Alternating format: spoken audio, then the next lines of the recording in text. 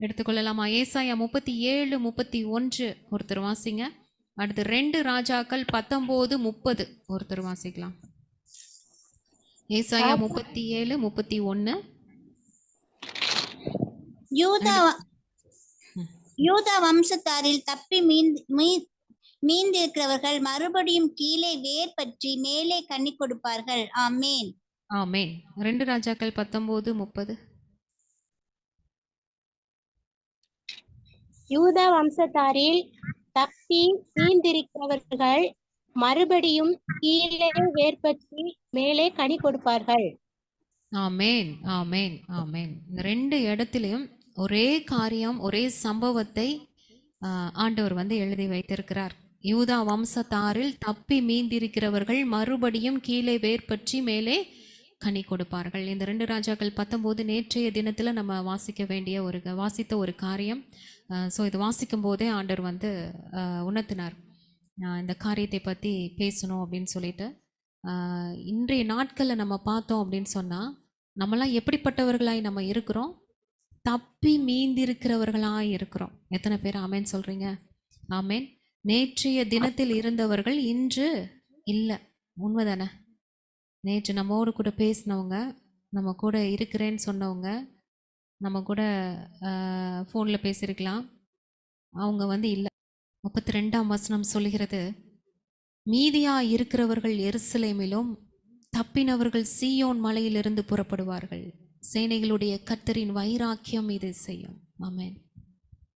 நம்மெல்லாம் சேஃபா ஆண்டவர் அவருடைய செட்டை நிழலில் மறைத்து வைத்திருக்கிறார். எருசலேமில் இருக்கிறோம், சீயோன் மலையில் இருக்கிறோம். அப்பேற்பட்ட இடத்துல ஆண்டவர் நம்ம எல்லாரையும் ஒரு கம்ஃபர்ட் ஜோன்ல ஆண்டவர் வைத்திருக்கிறார். நம்மளை பாதுகாத்து கொண்டு இருக்கிறார். போக்கையும் வரத்தையும் கர்த்தர் நம்மை பாதுகாத்து கொண்டு இருக்கிறார்.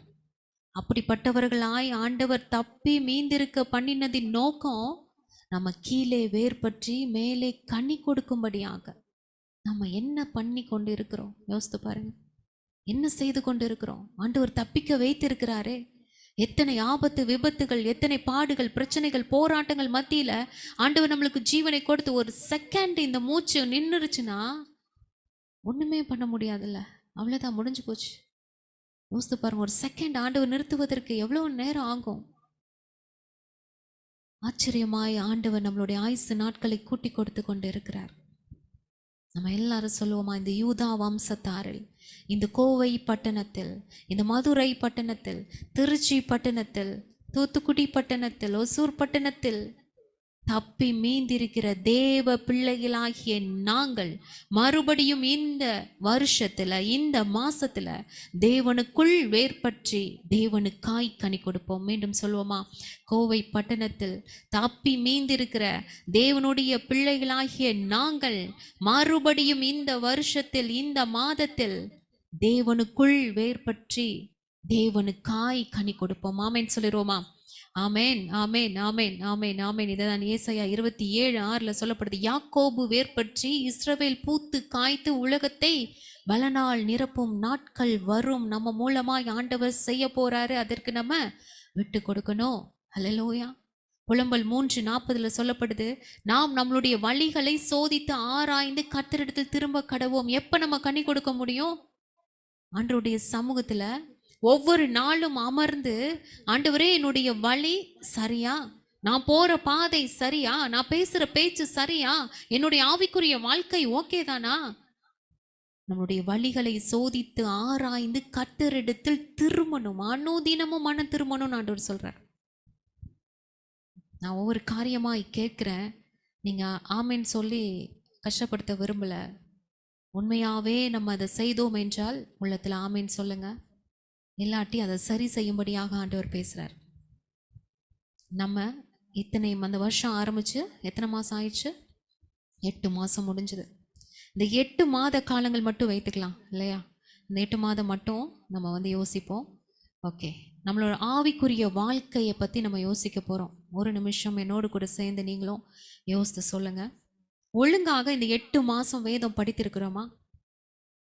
நம்ம முழங்கால நின்று ஒரு நாள் 2 அதிகாரம் தான் படிக்க சொல்லியிருக்கேன். நியாயமாய் கிறிஸ்தவ பிள்ளைகள் ஆண்டவர் மூலமாய் நம்ம ரட்சிக்கப்பட்டு மனம் திரும்பின பிள்ளைங்கள் 5 அதிகாரம் படிக்கணும் ஒரு நாளைக்கு.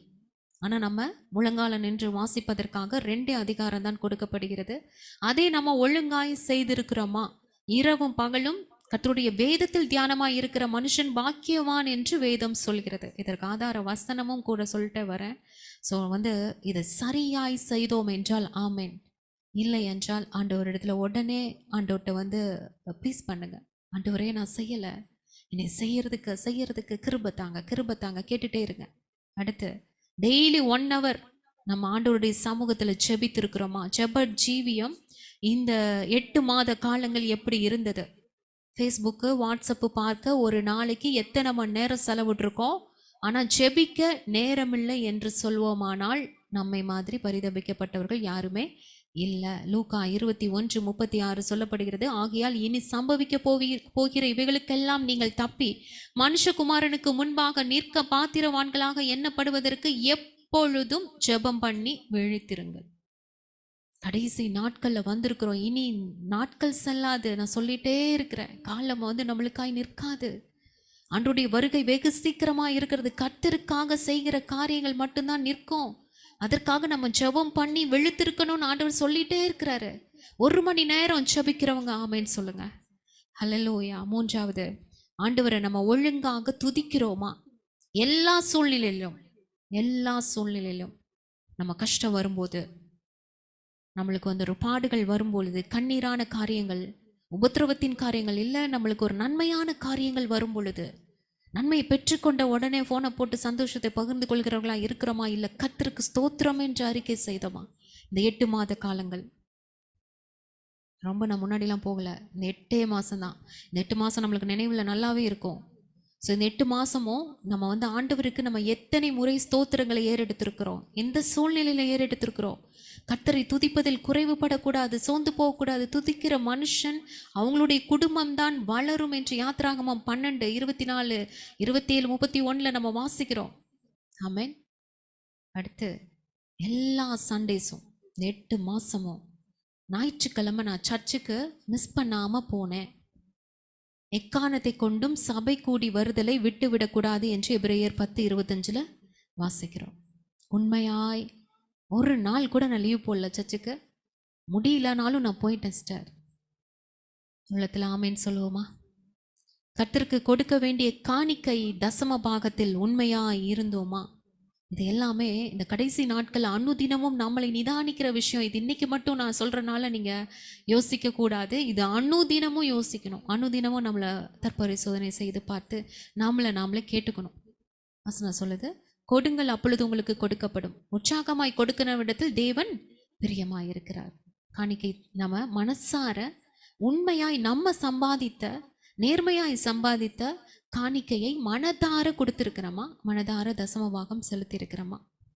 அடுத்து குடும்பத்தில் உள்ள கணவன், மனைவி, பிள்ளைகள், பெற்றோர், நண்பர்களை காட்டிலும் ஆண்டவரை அதிகம் நேசித்திருந்தோமா? அதை எப்படி நம்ம கண்டுபிடிக்கிறது? ப்ரேயர் டைம்ல கணவன்கிட்ட நம்ம பேசணும். பிள்ளைகளுக்கு எக்ஸாம், பிள்ளைகளுடைய காரியங்கள், அவங்கள நான் ஃபஸ்ட்டு பார்க்கணும்.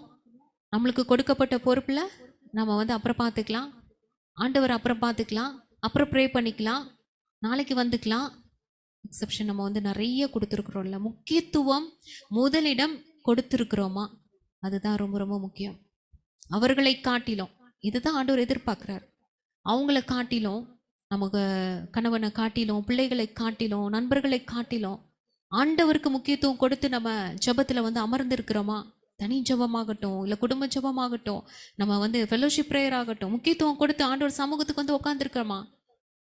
நீங்கள் ஒவ்வொரு முறையும் புரிந்து கொள்ள வேண்டிய ஒரு காரியம், தேவ சமூகத்தில் நீங்கள் செலவிடுகிற ஒவ்வொரு மணி துளியும் கர்த்தர் கணக்கில் வைத்திருக்கிறார். இது வேஸ்ட்டாக போகாது, இது வீணாய் போகவே போகாது ஒரு நாளும்.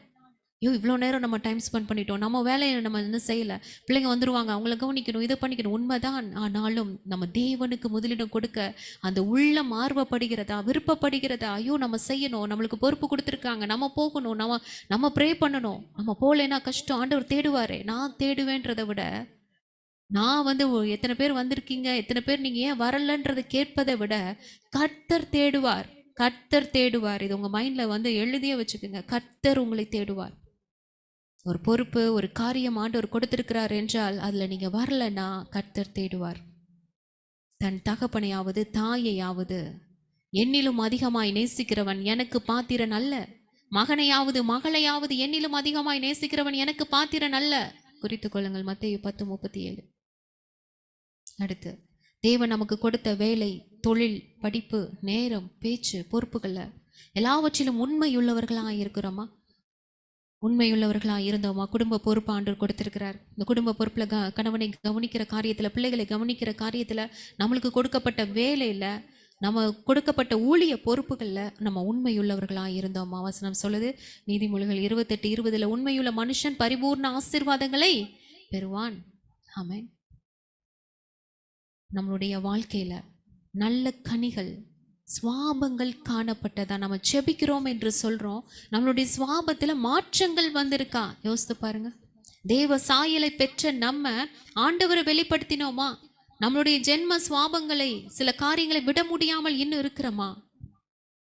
நம்ம செபிக்கிறோம், நல்லா செபிக்கிறோம். நான் பார்க்குறவங்களாம் நல்ல கிறிஸ்தவர்கள் சொல்றாங்க, கரெக்டு தான். ஆனா இன்னும் கோபம் மாறாம இருக்கா? எரிச்சல் மாறாம இருக்கா? பொறாம மாறாம இருக்கா? வெறுப்பு மாறாம இருக்கா? மாறி இருக்கு என்றால் ஆமென் சொல்லுங்க. ஆண்டவர் மாற்றத்தை கொடுக்கிற தேவன், மாற்றத்தை கொடுக்கிற தேவன். நல்ல கனி கொடாத மரமெல்லாம் வெட்டுண்டு அக்கினியில போடப்படும் என்று எச்சரிப்பையும் கொடுக்கிற தேவன். ஆமென். அடுத்து, நமக்கு விரோதமாய் தவறு செய்தவர்களை, துரோகம் செய்தவர்களை மனதார மன்னித்தோமா? மனதார மன்னித்து மறந்தோமா? இல்லை கசப்பு இன்னும் அப்படியே ஓட்டிகிட்டே இருக்கா? முந்தைய நாட்களில் செய்த காரியங்கள், அவங்க அப்படி பண்ணிட்டாங்க, அப்படி பேசிட்டாங்க, அப்படி பண்ணிட்டாங்க, அந்த காரியம் வந்து என்னால் மறக்கவே முடியல. எந்தவித கசப்பும், துர்க்குணமும், வைராக்கியமும், பழிவாங்கும் எண்ணமும் இல்லாமல் தேவனுடைய ஜீவனுள்ள வசனத்துக்கு கீழ்ப்படிந்து அவர்களை மன்னித்து நல்மனம் பொருந்தி வாழ ஆண்டவர் விரும்புகிறார். அந்த காரியத்தை நம்ம செய்தோமா அப்படிங்கிறத யோசித்து பாருங்க. மன்னித்திருக்கிறோமா? மன்னித்திருக்கிறோமா? ஆமென். அடுத்து, ஆவிக்குரிய வாழ்க்கையில நம்ம வளர்ச்சி அடைந்து காணப்படுகிறோமா? ஜெப நேரம் அதிகமாக இருக்கு சிஸ்டர், என்னோட துதி நேரம் அதிகமாக இருக்கு, வேதம் வாசிப்பு அதிகமாக இருக்கு. இப்போ பார்த்தீங்கன்னா, முன்னாடி நான் வேதம் வாசிக்கிறதுக்கும் இப்போ நான் பைபிள் படிக்கிறதுக்கும் பயங்கர டிஃப்ரெண்ட் இருக்கு. இப்போ நான் படிச்சேன்னா அப்படியே ஆண்டவர் என் கூட பேசுறாரு, அதுக்கு மேட்சா இன்னொரு வசனத்தை எடுத்து காமிக்கிறாரு, இன்னொரு சம்பவத்தை எடுத்து சொல்றாரு, என் கூட பேசுறாரு. ஆண்டவர் என் கூட இருக்கிறத என்னால ஃபீல் பண்ண முடியுது. இன்னும் 4-5 பேருக்கு நான் போய் சுவிசேஷம் சொல்றதுக்கு ஆண்டவர் எனக்கு உதவி செஞ்சிருக்காரு. மற்றவங்க கோவப்படுற மாதிரி பேசினாங்கன்னா எனக்கு பொறுமை வருது, அவங்க மேல கோவம் வரமாட்டேங்குது, அன்பு தான் பெருகுது. சொல்ல முடியுமா? ஆவிக்குரிய வளர்ச்சியில நம்ம வளர்ந்துருக்கிறோமா? இது எல்லாமே ஆண்டவர் நம்மளை பார்த்து கேட்குற கொஸ்டின். கடைசியா, இந்த 8 மாசத்துல மட்டும் எத்தனை ஆத்துமாக்களை ஆதாயம் செய்திருக்கிறோம்? எத்தனை பேருக்கு ஆண்டவருடைய ராஜ்யத்தின் சுவிசேஷத்தை பரிபூர்ணமாய் நம்ம சொல்லியிருக்கிறோம்? யோசித்து பாருங்க. எத்தனை பேர் ஆண்டவருக்குள்ள திருப்பி இருக்கோம்? அவர்தான் உண்மையான தெய்வம் என்று, உங்களை நேசிக்கிறார் என்று எத்தனை பேருக்கு நம்ம சொல்லியிருக்கிறோம்? ஆண்டவருடைய அன்பை பகிர்ந்து இருக்கிறோம்? யோசித்து பாருங்க. எத்தனை காரியம் சொல்லியிருக்கேன்? ஒரு 11 நினைக்கிறேன். எத்தனை காரியங்களும் நம்ம அனுதினமும் யோசிக்க வேண்டிய விஷயங்கள். கர்த்தர் நம்மோடு கூட கேட்கிற கேள்வி என்று நீங்களே கேட்டு பாருங்க. ஆண்டவர் உண்மையாவே தான் கேட்குறாரு, திடீர்னு தான் இப்போ கேட்குறாரு. திடீர்னு இது இந்த மெசேஜுக்கும் இந்த கேள்விகளுக்கும் சம்மந்தம் இல்லை தான், ஆனால் ஆண்டவர் கேட்க சொல்றாரு. கேட்குறேன், எனக்கும் சேர்த்து தான்.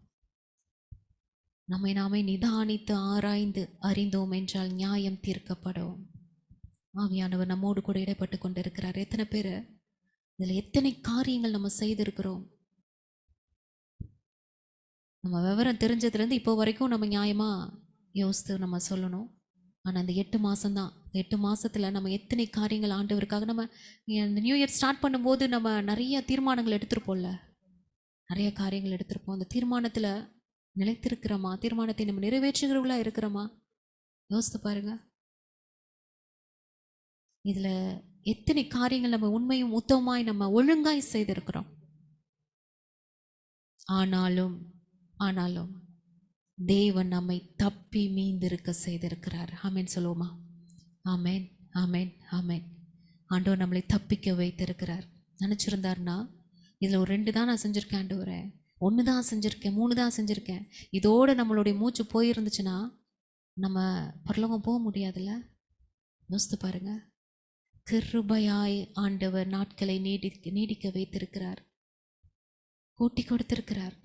இன்னும் நம்ம மனம் திரும்பி இன்னும் ஆண்டவர்கிட்ட நம்ம வந்து ஒப்பு கொடுத்து நம்ம சரியாகலைன்னா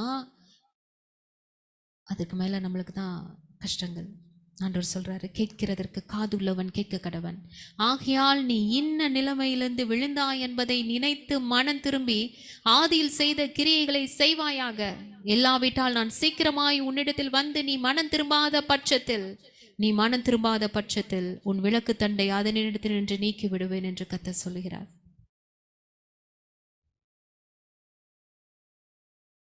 ஹல்லேலூயா. ஒவ்வொரு நாளும் ஆண்டவர் நம்மளுடைய நாட்களை கூட்டி கொடுத்து கொண்டிருக்கிற இந்த நாள் இருக்கட்டும், இந்த வருஷம் இருக்கட்டும், இந்த மாசம் இருக்கட்டும் என்று நம்ம கர்த்தராகிய தேவன் உங்களையும் என்னையும் விட்டு வைத்திருக்கிறார். கொத்தி எரு போட்டு கொண்டு இருக்கிறார். இன்னும் கிருபைகளை கொடுத்து கொண்டு இருக்கிறார். என் மகள் எனக்காக இன்று செய்வா, இந்த நாள் செய்வா, இந்த மாசம் செய்யும்னு சொல்லிட்டு எனக்காக என் இதய துடிப்பை அறிந்து செய்வாங்க அப்படின்னு சொல்லி நம்மளை நம்பி எதிர்பார்ப்புடன் காத்து கொண்டு இருக்கிறார். ஆமென். கனி கொடுக்கணும்னா நம்ம என்ன பண்ணணும்? வேதாகமத்தில் யோசேப்பை குறித்து ஒரு அற்புதமான ஒரு வார்த்தை, கனி தரும் செடி. யோசேப்பை குறித்து உண்மையா அவருடைய வாழ்க்கைக்கு யோசேப்புக்கு பயங்கர ஒரு மேட்ச் ஆகிற ஒரு வார்த்தை இல்ல. கனி கொடுத்தாரா? எப்பேற்பட்ட ஒரு கனி கொடுத்தார்ல. அவருடைய தகப்பனே ஆசீர்வதிக்கிறார் கர்த்தர். அப்ப எவ்வளவாய் ஒரு ஆசீர்வாதத்தை அவர் கொடுத்திருப்பார்ல. ஆதியாகமம் 49:22 வாசிக்கிறோம், யோசேப்பு கனி தரும் செடி, அவன் நீரூற்றண்டையில் உள்ள கனி தரும் செடி. ஏன்னா அவன் கனி கொடுப்பதற்கு காரணம் அவன் நீரூற்றண்டைக்கு பக்கத்துல இருக்கிறான். அங்க விட்டு தூரமா இல்ல, பக்கமா இருக்கிறான். அப்ப எப்படி வந்து அந்த செடியில கனி இல்லாம போகும்? தேவனோடு க்ளோஸ், ஆவியானவரோடு நீரூற்றண்டையின் போது தேவ பிரசன்னம், பரிசுத்த ஆவியானவர் கூட நம்ம இருக்கும் பொழுது நம்மளுடைய வாழ்க்கை நிச்சயமாய் கனி கொடுக்கும். அந்த கொடிகள் சுவரின் மேல படரும். நம்ம மட்டும் அந்த கனியை நம்ம வந்து பயன்படுத்த மாட்டோம். மற்றவர்களும் பயன்படுத்தும்படியாக அப்பேற்பட்ட ஒரு கனியை வந்து கொடுக்கிற ஒரு மகனா இருந்தார்ல. நம்மளும் கனி கொடுக்கணும், மற்றவர்களையும் கனி கொடுக்க வைக்கணும். ஒரு மாற்றம் வேணும். சாத்தான் சில நேரத்துல பாத்தீங்கன்னா நம்மளுடைய காதுகள்ல சொல்லுவான், நீ ஒன்னுத்துக்குமே லாய்க்கில்ல, உனக்கு என்ன அறிவு இருக்கா, உனக்கு புத்தி இருக்கா, நீ செய்யறது எல்லாம் வேஸ்ட், ஏதாவது ஒரு தோல்வியில நீ ராசி இல்லாதவ. அநேக நேரத்துல சொல்ற வார்த்தை அதுதான். உன்னை யாருமே மதிக்க மாட்டாங்க, உன்னை யாருமே கேர் எடுக்க முடியாது, நீ அப்படிப்பட்டவ, எதுக்குமே நீ தகுதி இல்லை, இந்த ஊழியத்தை செய்ய உனக்கு தகுதி இல்லை, நீ வேஸ்ட், நீ ஞானமே இல்லை. சில நேரத்துல இந்த அந்நிய சத்தத்திற்கு நம்ம செவிகளை சாய்க்காதபடி நம்ம என்ன செய்யணுமா, தேவ சத்தம் மட்டும் கேட்டு அவருடைய வார்த்தைக்கு கீழ்ப்படியணுமா. நாம அப்பதான் கனி கொடுப்போம் என்று ஆண்டவர் சொல்றார். அப்ப அவனை பார்த்து நம்ம சொல்லணும், என்னை அழைத்தவர் யாரு தெரியுமா? சர்வ வல்லமையுள்ள தேவனாகிய கர்த்தர். அவர் பயங்கரமான கர்த்தர். அவர் மூச்சு விட்டானா நீ அழிஞ்சு போயிடுவடான்னு சொல்லணும். அப்பாலே போ சாத்தானே, ஆண்டவருக்கு அருமையான பிள்ளை, அவர் ரத்தத்தால் மீட்கப்பட்ட பிள்ளை, நான் தூய ஆவியால் ஃபுல்லா நிறைஞ்சிருக்கேன் பாரு, அவருடைய சாயலை பாரு, என் முகத்தில் அவருடைய சாயல் தெரியுதா? அவர் என்னோடு கூட இருக்கிறார், நான் அவரோடு கூட இருக்கிறேன், நான் நிச்சயமாய் கனி கொடுப்பேன் அப்படின்னு சொல்லி அவனை முறியடிக்கணும். யோசித்து பாருங்க, எல்லா தெய்வ மனிதர்களுக்கும் இந்த போராட்டம் இருந்திருக்கும்ல. மோசே பார்க்கும் பொழுது இஸ்ரேல் ஜனங்களை கஷ்டப்பட்டு அவர் ஒரு மனுஷனா வழி நடத்தி எகிப்துல இருந்து கூட்டிட்டு வர்றாரு. எகிப்துல நல்ல சாப்பாடு கிடைச்சிச்சு, நல்லா இருந்துச்சு. இங்கே வனாந்தரத்துல வரும்போது ஒவ்வொருத்தரும் பேச பேச பேச பேச மோசேக்கு எப்படிப்பட்ட ஒரு காரியம் இருந்திருக்கும். ஐயோ ஆண்டவரே, என்னை செலக்ட் பண்ணீங்க, என்னையா ஆண்டவரே இப்படி கஷ்டப்படுத்துறீங்க, இந்த மக்கள்கிட்ட மாட்டி சிக்க வச்சுட்டு நீங்க வேடிக்கை பாக்குறீங்க சொல்லியிருப்பார்ல. அந்த நேரத்துல முன்னாடி செங்கடல் வந்துருச்சு. எப்படி இருந்திருக்கும்? அது நேரம் கூப்பிட்டுட்டு போற வரைக்கும் அவருக்கு அப்படியே இவங்க பேசுறதெல்லாம் கேட்டுட்டு அமைதியா வந்திருப்பாரு. திடீர்னு முன்னாடி செங்கடல் வந்துருச்சு, போச்சு, வந்து மாட்டினோமா சிக்கனமான்னு சொல்லியிருப்பாங்க. என்ன பண்றது, ரிட்டன் எகிப்துக்கு போயிடலாமான்னு திரும்பும் போது பின்னாடி பார்த்தா பார்வோன் சேனை. ஐயோ, பின்னாடி இவங்க துரத்திட்டு வர்றாங்க. அவ்வளோதான், அவுட்டு. சரி, ஓகே, ரைட் ஹேண்ட் சைட் போகலாம். ரைட் ஹேண்ட் சைட் பார்த்தா பெரிய மலை, அங்கே போனாலும் தப்பிக்க வழி இல்லை. லெஃப்ட் ஹேண்ட் சைடு பார்க்கலாம், லெஃப்ட் ஹேண்ட் சைடும் மலை. எங்கே தான் தப்பிக்கிறது?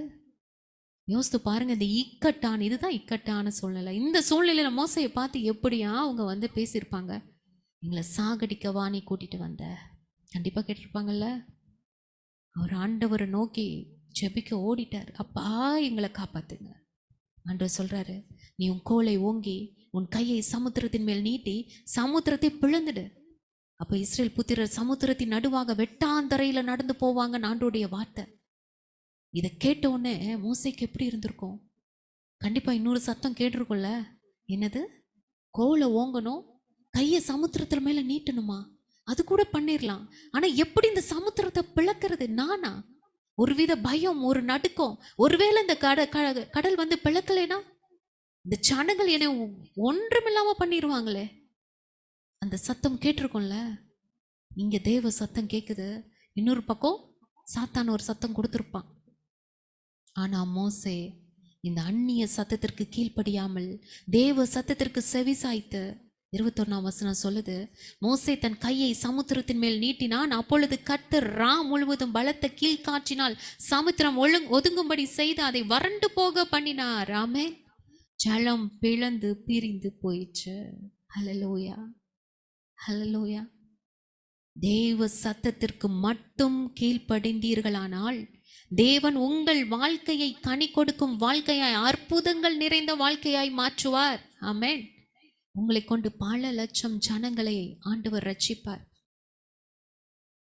ஹல்லேலூயா.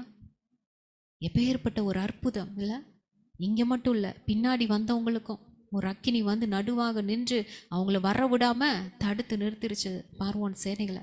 இவங்க கடந்து போக மட்டும், அத்தனை லட்சம் ஜனங்கள் கடந்து போக மட்டும் இங்க அக்னி ஸ்தம்பம் வந்து நிக்குது. நம்ம அந்த 10 கமாண்ட்மெண்ட்ஸ்ல அதுல பார்க்கும்போதே நம்மளுக்கு பிரம்மாண்டமா இருக்கிறதே.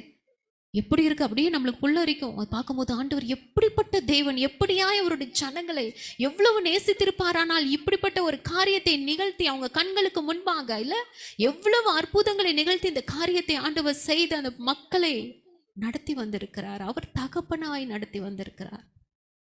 ஆமென். தேவ சத்தம் கேட்டு பழகணும். இன்னும் எனக்கு தெரியல, எனக்கு வந்து இது ஆண்டவர் சொன்னாரா, இல்லை ஏன் சத்தம் தானா, இல்லை சாத்தான் சத்தம் தானா, இன்னும் கன்ஃபியூஷன்லேயே இருக்கக்கூடாது. ஆண்டவரோடு கூட நெருங்க நெருங்க நெருங்க புரிஞ்சிரும். அப்பா சத்தம் புரிஞ்சிரும். ஒரு குட்டி குழந்தை அவங்க அப்பா பைக் சத்தம் கேட்டோன்னே இங்க உட்கார முடியலல்ல. நம்ம குழந்தைங்களாம் அப்படித்தானே.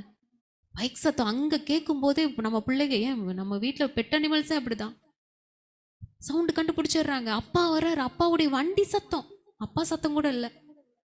போய் அந்த கதவு கிட்ட நின்று எப்படா திறப்பாரு திறப்பாரு திறப்பாரு. அப்பா சத்தத்துக்கு அவ்வளோ ஒரு செவி சாய்க்கிற அளவுக்கு குழந்தைங்க, குட்டி குழந்தைங்களாம் அவ்வளோ ரெஸ்பாண்ட் பண்ணும்போது நம்ம ஆண்டவரோடு இருக்க இருக்க இருக்க இருக்க நம்ம அப்பாவுடைய சத்தம் நம்மளுக்கு அழகா தெரியும். அதனாலதான் தோட்டத்தில் ஆதாம் ஏவாள் இருக்கும்போது ஆண்டவர் உலாவுகிற சத்தம் கேட்ட போது அப்பா வந்துட்டாருன்னு 2 பேர் போய் ஆஜராவாங்க. அந்த சத்தம் கேட்டு பழகணும் நம்ம ஒவ்வொருத்தரும். அப்படியே நம்மளுடைய வாழ்க்கை இப்படியே போயிட்டே இருக்கணும்னு நினைக்க கூடாது. இன்னும் ஆவிக்குரிய வாழ்க்கையில முன்னேறணும். ஆண்டவருடைய சத்தம் கேட்டு பழகணும். நோவாவுக்கும் சத்தம் வந்துச்சு. தெய்வ சத்தம் கேட்டு கீழ்ப்படிந்ததினாலதான் அவரும் அவர் குடும்பமும் காப்பாற்றப்பட்டாங்க. அநேகருடைய கிண்டல்கள் இருந்திருக்குள்ள, கேலி இருந்திருக்குள்ள. ஒரு வெறும் வெட்டாந்தரையில இவ்வளோ பெரிய கப்பல் செய்யறவனுக்குலாம் அறிவில்லையா கேட்டிருப்பாங்கல்ல. லூசு பிடிச்சிக்கிச்சான்னு கேட்டிருப்பாங்கல்ல. எத்தனை வந்து அவங்கள டிஸ்டர்ப் பண்ணியிருப்பாங்க, அவங்க ஆவியை சோர்வடைய பண்ணியிருப்பாங்க. எத்தனை அந்நிய சத்தம் வந்தாலும் அவர் காதுகள்ல ஆண்டவர் பேசின சத்தம் மட்டும்தான் ஒலித்து கொண்டே இருந்தது நோவாவுடைய காதுல. ஆமேன், ஆமேன் சொல்லிடுவோமா? ஆமேன். அப்பேற்பட்ட காரியத்தினாலதான் அந்த குடும்பம் ரட்சிக்கப்பட்டது, அந்த குடும்பம் காப்பாற்றப்பட்டது. நம்மளும் நம்ம குடும்பமும் காப்பாற்றப்படணும்னா கர்த்தருடைய சத்தத்துக்கு மட்டும் செவி சாய்க்கணும். சொல்லுவோம் ஆண்டவரை பார்த்தாப்பா, நீங்க பேசுற சத்தம் மட்டும்தான் என் காதுக்குள்ள போகணும். சொல்லுங்க, நீங்க பேசுற சத்தம் மட்டும்தான் என் காதுக்குள்ள போகணும், அதுக்கு மட்டும்தான் நான் கீழ்ப்படியணும். அந்த சத்தத்திற்கு நான் கீழ்ப்படிந்தால் என்னுடைய வாழ்க்கை கனி கொடுக்கிற வாழ்க்கையாய் மாறும். ஆண்டவரே, நீதிமொழிகள் 12:12 சொல்லப்படுது, நீதிமானுடைய வேர் கனி கொடுக்கும். ஆமென். அப்ப அந்த வேர் எங்க இருக்கு? ஆண்டவர்கிட்ட இருக்கு. ஆமென். பில்டிங்கோட அஸ்திபாரம் யார் மேல இருக்கு? ஆண்டவர் மேல இருக்கு. அப்பதான் அது மாளிகையாய் கட்டப்படும். வேர் நல்ல ஸ்ட்ராங்கா ஆண்டவருக்குள்ள இருக்கும்போது தான் கனி நல்ல கனியாய் நல்ல கனிகள் கொடுக்கும். அநேக கனிகளையும் கொடுக்க முடியும். ஆமென். என்ன பண்ணணும்? ஆண்டவருடைய சத்தத்தை கேட்டு கீழ்ப்படிந்தோம்னா நம்ம கனி கொடுக்கலாம். அடுத்ததாய் எரேமியா 42:19 சொல்லப்பட்டிருக்கு, யூதாவில் மீதியானவர்களே எகிப்துக்கு போகாதிருங்கள் என்று கர்த்தர் உங்களை குறித்து சொன்னார். யூதா வம்சத்தாரில் மீந்திருக்கிற நம்ம கனி கொடுக்க வேண்டும் என்றால் என்ன பண்ணணுமா? எரேமியா 42:19 சொல்லப்படுது, யூதாவில் மீதியானவர்களே, அந்த மீதியானவங்களே எகிப்துக்கு போகாதீங்க. தேவன் அவருடைய ரத்தத்தை கொடுத்து நம்மளை விலைக்கிரயம் செலுத்தி நம்மை அடிமைத்தனத்திலிருந்து பத்திரமாய் அழைத்து வந்துட்டாரு இல்ல, அழைத்து வந்துட்டாரு. வனாந்தரத்துல சாப்பாடு வேணும், தண்ணி வேணும், எல்லாம் வேணும், எல்லாத்தையும் கொடுத்துட்டாரு. ஆனா ஏதாவது ஒண்ணு இல்லைன்னா, மாதுளம்பழம் கிடைக்கல, மாதுளம்பழம் இல்லைன்னு ஒண்ணு இது கெட்ட இடம்ட்டாங்க. நாங்க எங்க போறோம்? எகிப்துக்கு போறோம். எது சொன்னாலும் மோசேட்ட விதண்டவாதம் பேசுகிறவர்களாய், இங்க நல்லாவே இல்லை, நீ கெட்ட எடுத்து கூட்டு வந்துட்ட. நாங்க அங்க எகிப்துல இருக்கும்போது வெங்காயம் சாப்பிட்டோம், வெள்ளைப்பூண்டு சாப்பிட்டோம், இல்ல நாங்க நிறைய சாப்பிட்டோம் தெரியுமா, அப்படி இருந்தோம் தெரியுமா, இங்க வந்து நீ என்னத்தை எங்களை கவனிக்கிற, என்னத்தை நீ கொடுக்கிற. அநேகர் ஆண்டவருடைய பிள்ளைகளாய் மாறி வந்ததுக்கு அப்புறம் மற்றவங்க கேட்பாங்க, நீ ஏசாமியை கும்பிட்டு நீ என்னத்தை கண்ட, நம்ம சாமியை விட்டுட்டு நீ என்னத்தை கண்டன்னு கேட்பாங்க. அப்ப நம்ம மனசு அப்படியே ஊசலாடும்ல. ஆமல்ல, சாத்தான் சொல்லுவான், ஆமா நீ அங்கிருந்து நீ என்ன நீ பயங்கரமா நீ ஒரு மாற்றம் அப்படியே தானே இருக்கிற, உன்னோட குடும்ப நிலைமை மாறவே இல்லையே, எல்லாமே அப்படியே தானே இருக்குது, அதுக்கு பேசாம நீ அங்கேயே இருந்திருக்கலாமே. அநேகர் இந்த சத்தத்தை கேட்டு பின்மாற்றத்துக்கு போனவங்க அநேகர் உண்டு, ஊழியர்களும் உண்டு. ஆமென். இந்த சத்தம் கேட்கும், நிச்சயமாய் கேட்கும். ஆனால் நம்ம திரும்ப எகிப்துக்கு போனோம் என்றால் மோசமான நிலைமை. ஆமென். பழைய பாவத்தோடு நம்ம தொடர்ந்தும் போக முடியாது. எந்த ஒரு காரியத்தையும் ஆண்டுக்கு பிடித்தமில்லாத காரியத்தை வைத்துக்கொண்டும் நம்ம கடந்து போக முடியாது. ராகேல் போல எல்லாத்தையும் தூக்கிட்டு அப்பா வீட்டுக்கு போகணும்னு நினைச்சா வழியிலே அழிஞ்சு போயிடுவோம். நம்ம பரம கானானை அடைய முடியாது. ரொம்ப ஜாக்கிரதையாய் நம்ம இருக்கணும். திரும்பி போகணும், பின்னிட்டு பார்க்கணும் நம்ம நினைச்சு ஒரு நாளும் நம்ம நினைச்சிடவே கூடாது. இஸ்ரேல் ஜனங்கள் அப்படித்தானே நினைச்சாங்க. அந்த நினைச்சவங்க கூட அழிக்கப்பட்டாங்களாம். அந்த நினப்பு வந்தா கூட ஆண்டவருக்கு அது பிடிக்காது. அங்க இருக்கும்போது நல்லா இருந்தோமே, இதோ ஆண்டவர் சொன்னாரு நீங்க வந்தோம் பாரு, இவ்வளோ பெரிய பிரச்சனை, நினப்பு கூட வரக்கூடாதுன்றார் ஆண்டவர். அதே மாதிரி நம்மள்ட்ட இருக்கிற கெட்ட காரியங்கள், பாவ குணங்கள், ஜென்ம சுவாபங்கள், அந்த கோபமான இருதயம், ஒரு வெறுப்பு, ஒரு வைராக்கியம், ஒரு எரிச்சல், அதிகமான ஒரு தூக்கம், நிர்விசாரம், மன்னிக்காத தன்மை, அந்த மாம்சத்தின் கிரியைகள் அனைத்தையும் எல்லாத்தையும் மூட்டை கட்டி தூர போட்டுட்டு ஆண்டவரை சார்ந்த ஆண்டவருடைய பிள்ளைகளாய் அப்பா வீட்டுக்கு போகும்போது, ஆண்டவரே நீர் கொடுக்கிற ஆசீர்வாதங்களை நான் பெற்றுக்கொள்ளணும் என்றால் காலியான பாத்திரமாய் ஆண்டவருடைய சமூகத்துல வரும்போது தான் ஆண்டவர் நிரப்பி நம்மளை கனி கொடுக்க வைப்பார். ஆமென். கலப்பையில கை வச்சுட்டு பின்னிட்டு பார்க்காத ஒரு வாழ்க்கை வேணும், இல்லைன்னா உப்பு தூணாயிருவோம்னு ஆண்டவர் சொல்றார்.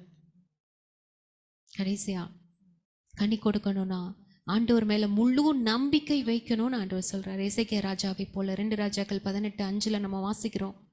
அதே ஏசாயா 37 அதுல நம்ம வாசிக்கிறோம், அவன் இஸ்ரவேலின் தேவனாகிய கர்த்தரின் மேல் வைத்த நம்பிக்கையிலே அவனுக்கு பின்னும் அவனுக்கு முன்னும் இருந்த யூதாவின் ராஜாக்களில் எல்லாம் அவனை போல் ஒருவனும் இருந்ததில்லை. அவன் கர்த்தரை விட்டு பின்வாங்காமல் அவரை சார்ந்திருந்து கர்த்தர் மோசேக்கு கற்பித்த அவருடைய கற்பனைகளை கை கொண்டு நடந்தான்.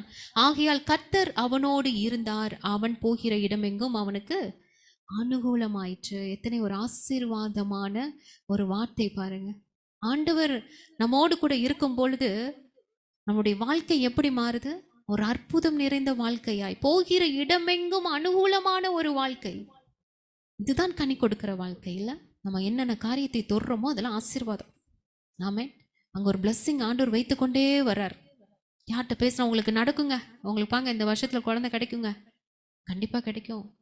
இந்த வருஷத்துக்கு கல்யாணம் ஆயிரும். நம்ம ப்ரே பண்ற காரியங்கள், நம்ம செய்யற காரியங்கள் எல்லாவற்றையும், கையின் பிரயாசங்கள் எல்லாவற்றையும் ஆண்டவர் என்ன பண்றாரு? ஆசீர்வதிக்கிறார். அவரை நம்பி இருக்கும் போது எசேக்கியா ராஜா தேவன் மேல் முழு நம்பிக்கை வைத்ததினால எதிராய் வந்த அந்த அசீரிய ராஜாவை பட்டயத்திற்கும் அன்று ராத்திரியிலே கர்த்தருடைய தூதன் புறப்பட்டு அந்த அசீரியருடைய பாளையத்துல 180,000 பேரை சங்கரிக்கிறதை நம்மளால பார்க்க முடியும். அதிகாலமே எழுந்திருக்கும் போது இதோ அவர்கள் எல்லாரும் செத்த பிரேதங்களாய் கிடந்தாங்க. ஆமென். இதற்கு அடையாளமா தான் தேவன் சொல்றாரு, இந்த வருஷத்துல தப்பி பயிராகிறதையும் 2ஆம் வருஷத்தில் தானாய் விளைகிறதையும் 3ஆம் வருஷத்திலோ விதைத்து அறுத்து திராட்சை தோட்டங்களை நாட்டி அவைகளின் கனிகளை புசிப்பீர்கள்.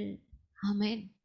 தப்பி மீந்திருக்கிற நம்மளுடைய வேறு ஆண்டவருக்குள்ள இருக்கும்போது என்ன நடக்குமா, நம்ம கனி கொடுப்போம்ல, நம்ம கனி கொடுக்கும் பொழுது அடுத்து நம்மளுக்கு என்ன ஆகுமா, நம்ம மூலமா இன்னொரு ஜனங்களை நம்ம எழுப்புவோம். அவங்க தப்பி அவங்க பயிராவாங்க.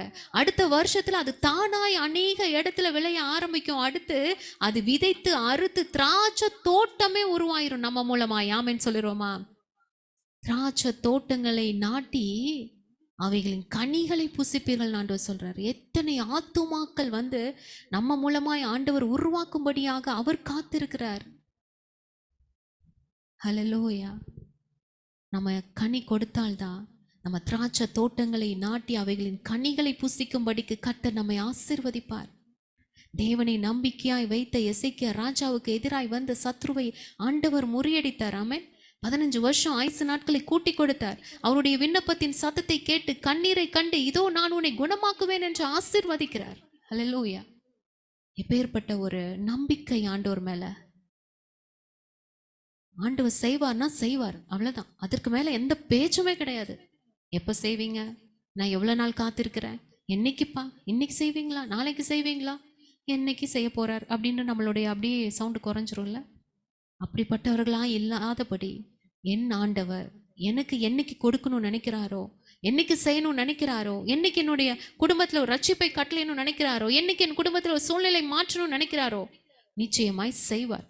அது வரைக்கும் நான் தேவ சமூகத்துல அவர் சத்தத்திற்கு கீழ்ப்படிந்து நான் காத்திருப்பேன்னு சொல்லணும். ஆமென்.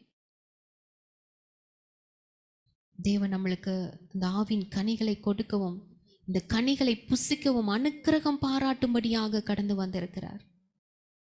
உபாகம் 4:4 சொல்லப்படுது, ஆனாலும் உங்கள் தேவனாகிய கர்த்தரை பற்றி கொண்ட நீங்கள் எல்லாரும். உண்மையாவே இன்னைக்கு காலையில நானும் அக்காவும் பேசும்போது ஒரு வார்த்தை, ஆண்டவரை எப்படியோ தெரிஞ்சுக்கிட்டோம், எவ்வளவு பெரிய பாக்கியம் இல்ல, இதுவே எவ்வளவு பெரிய பாக்கியம். இதை யோசித்து பாருங்க. நம்மளும் மற்ற ஜனங்கள் புறஜாதிகள் மாதிரி கர்த்தர் தான் உண்மையான தெய்வம் என்று தெரியாமல் இருந்தா எப்படி அலைஞ்சு திரிஞ்சிருப்போம். நம்மளுக்கு ஒரு கஷ்டம் ஒரு பாடு வரும்போது நம்மளே சோர்ந்து போறோமே. அவங்கெல்லாம் நீங்க யோசித்து பாருங்க, யார்கிட்ட போய் அவங்க சொல்லி இளைப்பாறுதல் அடைவாங்க? எங்க போறதுனே தெரியாது. அதனாலதான் அநேகர் சூசைட் அட்டன் பண்றாங்க. அநேகர் என்னென்னமோ அவங்க முயற்சி எடுத்து பாக்குறாங்க, குடிச்சு பாக்குறாங்க, போதை ஏத்தி பாக்குறாங்க. அந்த காரியத்துல இருந்து ஒரு சந்தோஷம் கிடைக்குமா, விடுதலை கிடைக்குமா, அலைஞ்சு திரிஞ்சிட்டு இருக்கிறாங்க. ஆண்டவர் அறிந்து கொள்ள நம்மளும் அவங்கள ஒருத்தர் தான், மறந்துடவே கூடாது. கர்த்தர் நம்மை தெரிந்து கொண்டதுனால நம்ம அவரை அறிந்து கொள்ளல, அவர் நம்மை தெரிந்து கொண்டதுனாலதான் நம்ம ஜீவனோடு நம்ம பலத்தோடு இருக்கிறோம். ஆமென். தேவனாகிய கர்த்தரை பற்றி கொண்ட ஆண்டவரை அறிந்து கொண்டோன்னு அவரை நம்ம இருக்க பற்றி கொண்டோம் இல்லையா, அந்த சின்ன விசுவாசம் இன்னும் ஒட்டிட்டு தானே இருக்கு. அதனாலதான் இந்நாள் வரைக்கும் நம்ம உயிரோடு இருக்கிறோம். வார்த்தை சொல்லுது, ஏதோ ஒரு நோக்கத்திற்காக தேவன் நம்மை இந்த உலகத்துல விட்டு வைத்திருக்கிறார், தப்பிக்க வைத்திருக்கிறார். அவருடைய சத்தத்திற்கு கீழ்ப்படிந்து அவருடைய சித்தம் செய்து பின்னிட்டு பார்க்காதபடி, எகிப்துக்கு போகணும்னு நினைக்காதபடி தேவன் மேல் முழு நம்பிக்கையும் வைக்கும்போது தேவன் நம்மை கனி கொடுக்கிறவர்களாய் ஆசீர்வாதமாய் வேதத்துல கூறப்பட்ட சகல ஆசீர்வாதத்தினால நம்மளை பரிபூர்ணமாய் நம்மளை நிரப்ப அவர் போதுமானவராய் இருக்கிறார். முடிவு பரியந்தம் நிலை நிற்பவனே ரட்சிக்கப்படுவான். ரொம்ப டஃப்பான ஒரு கிறிஸ்தவ வாழ்க்கை, பாடுகள் நிறைந்ததுதான் கிறிஸ்தவ வாழ்க்கை. இது கடினமான உபதேசம். ஆண்டவர் சொல்லுவார், இது கடினமான உபதேசம். யார் இதை நிலைத்திருக்க முடியும்? சீஷர்களை பார்த்து கேட்பார். அநேகர் பின்பற்றினாங்க, ஆனா அநேகர் வந்து எங்களுக்கு இதுக்கு ரொம்ப கஷ்டமா இருக்கு, இவர் பேசுறது புரியல, இது கடைசி வரைக்கும் இவரோட போவோமான்னு தெரியல. அநேகர் பின்மாற்றத்துக்கு போயிட்டாங்க, பை பை சொல்லிட்டு போயிட்டாங்க.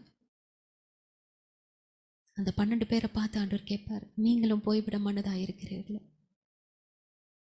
ஆண்டவர் நம்மளை பார்த்து கேட்டார்னா நம்ம என்ன சொல்லுவோம்? நீங்களும் திரும்ப எகிப்துக்கு போக மனதா இருக்கிறீர்களோ என்று கேட்டானா நம்ம என்ன சொல்லுவோம்? நித்திய ஜீவ வசனங்கள் உம்மிடத்துல உண்டு அப்பா. நாங்க யார்கிட்ட போவோம்? நாங்க யார்கிட்ட போவோம்? எங்களுக்கு எல்லாமே நீங்க தான் சொல்லுவோமா? எங்களுக்கு எல்லாமே நீங்க தான்ப்பா. கஷ்டமோ பாடுகளோ வேதனையோ எந்த சூழ்நிலையானாலும் கிறிஸ்துவின் அன்பை விட்டு நாங்கள் விலகி போக மாட்டோம். அன்றைய நாட்களில் பவுல் சொன்னாரு, மரணமோ ஜீவனோ வருங்காரியமோ நிகழ்காரியமோ தேவதூதரோ எல்லாத்தையும் சொன்னார். இன்றைய நாட்கள் அதை அப்படியே நம்ம மாற்றி சொல்லணும்னா செல்ஃபோனோ இல்லை டிவியோ சீரியலோ இந்த உலகத்தின் ஆசை இன்பமான காரியங்களோ இச்சைகளோ எதுவாக இருந்தாலும் ஆண்டவருடைய அன்பை விட்டு என்னை பிரிக்காது தைரியமாய் சொல்ல முடியுமா? ஒரு தேவனுடைய பிள்ளை ரொம்ப அவருடைய வாழ்க்கையில் ரொம்ப சோர்ந்து போய் ஒரு பிஸ்னஸ் மேன் அவருடைய ஆஃபீஸில் உட்காந்து அப்படியே அழுகாத குறைய ஆண்டவரை பார்த்து, ஏன் ஆண்டவரே எனக்கு இவ்வளோ சோதனை, ஏன் எனக்கு இவ்வளோ கஷ்டம், ஏன் எனக்கு இவ்வளோ போராட்டம் அப்படின்னு சொல்லிட்டு தனியாக உட்காந்து அழுதுகிட்டே இருந்தாராம். அழுதுகிட்டே அந்த ஜன்னல் வழியாக பார்க்கும் பொழுது அந்த செவுர் இருக்குல்ல, அந்த பக்கத்தில் அந்த க்ளோஸ்டாக இருக்க அந்த செவுர்லேருந்து ஒரு செடி முளைச்சி அப்படியே அந்த இடுக்குக்குள்ளே அந்த 2 செங்கலும் அப்படி வச்ச இடத்துலேருந்து நடுவில் இடுக்குலேருந்து ஒரு செடி முளைச்சி வெளியே வந்திருக்கு. டக்குன்னு அவருடைய பார்வை அங்கே போயிருச்சு. அப்போ அந்த செடி வந்து இவரை பார்த்து அந்த இப்படி காத்துக்கு அசையிறது வந்து இவரை பார்த்து பேசுகிற மாதிரி இருந்துச்சான். என்ன சொல்லிச்சான், இவ்வளவு கஷ்டத்தின் மத்தியில் இடிபாடுகள் மத்தியில் நான் வெளியே வரலையா, சந்தோஷமா நான் ஆடி பாடலையா, உனக்கு என்ன அப்படிங்கிற மாதிரி அது வந்து ஒரு அசைவு கொடுத்துச்சான். இவருக்கு அப்படியே சுருக்குன்னு இருந்துச்சான். உண்மைதான் இல்லை? ஒரு செடியை அத்தனை இடிபாடுகளுக்குள்ள அது வந்து இவ்வளோ ஃப்ரெஷ்ஷாக வந்து நிற்கிது. நம்மளுக்கு என்ன, நம்ம ஆண்டவர் வச்சுட்டு இருக்கிறோம், ஆண்டவர் கூட நம்ம கூட இருக்கிறாரு. அப்புறம் எதுக்கு நம்ம இவ்வளோ சோகமாக இருக்கணும், நம்ம ஏன் இவ்வளோ துக்கமாக இருக்கணும்? எந்த சூழ்நிலையானாலும் அவர் நம்மோடு கூட இருக்கிறார் என்பதை மறந்து விடக்கூடாது அப்படின்னு அவர் தைரியமாயிட்டாராம். ஆமென். அதே தான் ஆண்டவர் நம்மளை பார்த்து சொல்றாரு, எந்த சூழ்நிலையா இருந்தாலும் கர்த்தர் நம்மோடு கூட இருக்கிறார். ஹல்லேலூயா. அவர் வசனத்துல நம்ம வேரூன்றப்படணும். நம்ம கனி கொடுக்கணும்னா அவர் வசனத்தில் வேரூன்றப்படணும், கர்த்தர் மேல் வேரூன்றப்படணும். அவர் சத்தம் மட்டும் கேட்கணும், கீழ்ப்படியணும், பின்னிட்டு பார்க்க கூடாது. நம்முடைய நம்பிக்கை அவர் மட்டுமா இருக்கணும். ஆமென். ஒரு தீர்மானத்தோடு இன்னைக்கு நம்ம கடந்து செல்வோமா? இத்தனை காரியங்கள், நம்ம ஒரு 11 காரியங்கள் நம்ம ஆரம்பத்தில் ஆண்டவர் நம்மளை கொஸ்டின் கேட்டார்ல, இந்த காரியங்களை ஆண்டவரே உங்களுடைய சமூகத்தில் இருந்து நான் சொல்கிறேன், எனக்கு பலன் தாங்க, இந்த காரியங்களை செய்வதற்கு எனக்கு பலன் தாங்க, எனக்கு கனி கொடுக்குற ஒரு வாழ்க்கை வாழ்வதற்கு எனக்கு ஒரு பலன் தாங்க ஆண்டவர். என்னால் முடியலப்பா, நான் அடிக்கடி சோர்ந்து போயிடுறேன் நடக்கிற காரியங்களை பார்த்து, அந்நிய சத்தத்துக்கு நான் கீழ்ப்படிஞ்சு நானே என்னை சோர்வுக்குள்ள ஆக்கிக்கிறேன். நான் சோர்ந்து போனால் குடும்பத்தில் இருக்கிறவங்களும் சோர்ந்து போகிறாங்க. உண்மைதானே? நம்ம பெண்களாகிய நம்ம சோர்ந்து போயிட்டோம்னா ஆட்டோமேட்டிக்காக அந்த குடும்பம் சோர்ந்து போயிடுது. பிள்ளைங்க சோர்ந்துருவாங்க, கணவர் சோர்ந்துருவாங்க. நம்ம தான் உற்சாகமாக எழும்பணும். நம்ம தான் குடும்பத்தை கட்டி எழுப்புகிற பிள்ளைங்க. நம்மளை நம்பி ஆண்டவர் குடும்பத்தை கொடுத்திருக்கிறார். அதனால தான் ஆதாமனோட விழா எலும்புலேருந்து நம்மளை உருவாக்கி இருக்கு. நம்ம ஸ்ட்ராங்கானவங்க. நம்ம பலவீனமான சரீரத்தில் வேணா இருக்கலாம், மனசளவில் நம்ம எல்லாருமே ஸ்ட்ராங்கு. ஆமென். எதுனாலும் ஆண்டவர் நம்மளுக்கு தான் அந்த ஒரு வித்தியாசமான ஒரு உணர்வுகள், வித்தியாசமான ஒரு அதிகமான ஒரு மூளையில் வந்து வேலை செய்யக்கூடிய காரியங்களை ஆண்டவர் வைத்திருக்கிறார். அவங்களாம் ஒரே விஷயத்தை தான் ஆண்கள் ஃபோக்கஸ் பண்ணுவாங்க. நீங்கள் பாருங்கள், நம்மளாம் 10 விஷயம் ஒரே நேரத்தில் யோசிப்போம். ஆமேனா? டக்கு டக்கு டக்குன்னு சமையல் பண்ணும்போதே நம்மளுக்கு தெரியும், இந்த காரியத்தை வந்து இங்கே ரைஸ் வைக்கணும், இங்கே குழம்பு வைக்கணும், இங்கே பொரியலுக்கு ரெடி பண்ணணும், எல்லாம் ஆட்டோமேட்டிக்காக. அதுக்கப்புறம் அங்கே ஸ்கூலுக்கு பிள்ளைக்கு என்னென்ன ரெடி பண்ணணும் அது ஒரு மைண்டில் ஓடிட்டுருக்கோம். அவங்களுக்கு என்ன பதில் சொல்லணும் அது ஒரு பக்கம் ஓடிட்டுருக்கோம். பல காரியங்களை ஒரே நேரத்தில் சிந்தித்து செயல்படுவதற்கு ஏற்ற திறமையை ஆண்டவர் நம்ம பெண்களாகி நம்மளுக்கு கொடுத்துருக்கிறார், எல்லாருக்கும் கொடுத்துருக்கிறார். ஆண்டவருடைய சமூகத்தில் நம்ம எல்லாரும் ஒப்பு கொடுத்து தேவனுக்காய் நம்மளால முடியும், கனி கொடுக்க முடியும். பலவானாய் மாற்றுங்க ஆண்டவரே, நான் ஜெபிக்கிற தாயாய் மாற்றுங்க ஆண்டவரே. ஒரு தாயோடைய ஜெபந்தான் பிள்ளைகளை உருவாக்கி ஊழியக்காரிகளாய் மாற்ற முடியும். எத்தனை சாட்சி கேட்குறோம்ல, எங்கள் அம்மா ஜெபித்தனால நான் வந்து இப்படி ஊழியத்தில் நான் வந்திருக்கேன், எங்கள் அம்மா ஜெபித்தனால நான் இவ்வளோ பெரிய ஆளாக நான் வந்திருக்கிறேன். எத்தனை சாட்சி இது வரைக்கும் தகப்பன் ஜெபித்து ரொம்ப 1 2 தான். ஆனா தாய் ஜெபித்ததுன்னு இது என்னன்னா, அப்படி ஆண்டோட சமூகத்துல ஜெபிக்கிற தாய்மார்கள் கண்ணீரை சிந்தி ஆண்டோடைய சமூகத்துல வடிச்சவன ஆண்டவர்னால அதை கிராஸ் பண்ணி போகவே முடியாது. மரியாளுடைய கண்ணீர், மாத்தாருடைய கண்ணீரை தாண்டி போக முடியல, எழுப்பிட்டு தானே போனாரு. நிச்சயமா நம்மளுடைய கண்ணீரின் ஜெபத்திற்கு ஆண்டவர் பதில் கொடுப்பார். ஆண்டவர்கிட்ட கேட்போமா, தீர்மானத்தோடு போவோமா? ஆவின் கனிகளை நான் கொடுக்கணும் ஆண்டவரே, ஆவின் கனிகள் என் மூலமாய் வெளிப்படணும் ஆண்டவரே, நான் 1 மணி நேரமாவது ஜெபிக்கணும் ஆண்டவரே. ஆண்டவரே அப்பா, நான் 2 அதிகாரம் முழங்கால நின்று படிக்கணும் ஆண்டவரே, நான் ஃபோன் பார்க்கறதை குறைச்சிக்கணும் ஆண்டவரே. அநேகருக்கு நான் சுவிசேஷம் சொல்லணும், ஒரு 5 பேருக்காவது, ஒரு மாசம் ஒரு 5 பேருக்காவது நான் சுவிசேஷம் சொல்லணும் ஆண்டவரே. வாக்கு தத்தத்தை நினைவு கூர்ந்து அது எனக்குத்தான் நினைச்சு விசுவாசித்து ஜெபிக்கணும் ஆண்டவரே. என்னுடைய வே ஆஃப் பிஹேவியர், என்னுடைய பேச்சு, என்னுடைய காரியங்கள், என்னுடைய ஆட்டிடியூட்ஸ் எல்லாத்துலேயும் ஒரு மாற்றம் வரணும் ஆண்டவரே. இனிமேல் நான் இந்த செல்ஃபோனில் ஜோக்ஸ் பார்க்கறது, ரீல்ஸ் பார்க்கறது, ஷார்ட்ஸ் பார்க்கறது, சினிமா பார்க்கறது எதுவும் நான் பண்ண மாட்டேன் ஆண்டவரே. கெட்ட வார்த்தை நெகட்டிவாய் பேச மாட்டேன் ஆண்டவரே. நான் மன்னிக்கிறேன்ப்பா. யார் மேலேயாவது ஒரு எரிச்சல் கோபம் இருந்தா அதை நான் மன்னிப்பு கேட்குறேன். குறை சொல்ல மாட்டேன். ஒருத்தர் இல்லைன்னா அவங்கள பற்றி குறை சொல்ல மாட்டேன். எந்த ஊழியரையும் குறை சொல்ல மாட்டேன். வாரம் தவறாமல் நான் சர்ச்சுக்கு போவேன். ஒழுங்கா நீங்கள் கொடுத்த வேலையில், அது குடும்ப வேலையாக இருக்கலாம், அது வெளியில் வேலையாக இருக்கலாம், எந்த வேலையாக இருந்தாலும் சந்தோஷத்தோடு பொறுப்பாக செய்வேன், உண்மையாய் செய்வேன். சண்டே எனக்கு ஓவர் டியூட்டி கொடுத்தாலும், சம்பளம் டபுளாக கொடுத்தாலும் நான் அது நோ சொல்கிறேன்ப்பா. சர்ச்சுக்கு நான் கண்டிப்பாக போவேன். எவ்வளோ பலவீனமாக இருந்தாலும் நான் சபைக்கு போவேன். ஞானஸ்தானம் எடுக்கல, நான் எடுப்பேன். ஞானஸ்தானம் எடுப்பேன். ஆவியின் அபிஷேகத்தை பெற்றுக்கொள்ள நான் பெற்றுக்கொள்ள பிரயாசப்படுவேன், காத்திருப்பேன். ஒரு நல்ல விஷயம் அப்படின்னா அது நான் உடனே செய்யணும்னு தீர்மானிக்கிறேன். நாளைக்கு நான் தள்ளி போட மாட்டேன். ஆண்டவருக்கு நான் முதலிடம் கொடுக்கிறேன். நிச்சயமாய் முதலிடம் கொடுக்கிறேன். முதலாவது தேவனுடைய ராஜ்யத்தையும் அவருடைய நீதியும் தேடுங்கள், பின்பு இவைகள் எல்லாம் உங்களுக்கு கூட கொடுக்கப்படும் என்ற வார்த்தையின் பிரகாரமாய் நான் நடந்து கொள்ள எனக்கு கிருபை செய்யுங்கப்பா. கணவனோ, பிள்ளைகளோ, அப்பாவோ, அம்மாவோ, மற்ற உறவுகளோ எல்லாம் அடுத்துதான். முதல்ல நீங்க தான் ஃபர்ஸ்ட். நீங்க தான் ஃபர்ஸ்ட். எந்த காரியத்தை குறித்து சந்தேகப்பட மாட்டேன். உங்க மேல எந்த சந்தேகமும் எனக்கு வராதுப்பா. புலம்ப மாட்டேன், முறுமுறுக்க மாட்டேன். என்னுடைய கணவன், பிள்ளைகள், குடும்பமாய் நாங்கள் ஆண்டவரை தேடுவோம்ப்பா. குடும்ப ஜெபம் பண்ணுவோம், தனி ஜெபம் பண்ணுவோம். இந்த பரிசுத்தவான்களுடைய ஐக்கிய ஜெபத்தை நீங்கள் நேசிக்கிறீங்க, அதை நாங்கள் விடாமல் பண்ணுவோம். அதிகாலையில் எழுந்து ஜெபிப்பேன், உற்சாகமாய் ஜெபிப்பேன், உற்சாகமாய் காணிக்க செலுத்துவேன். பணத்தின் மேலே என்னுடைய ஆசை போகாது ஆண்டவரே.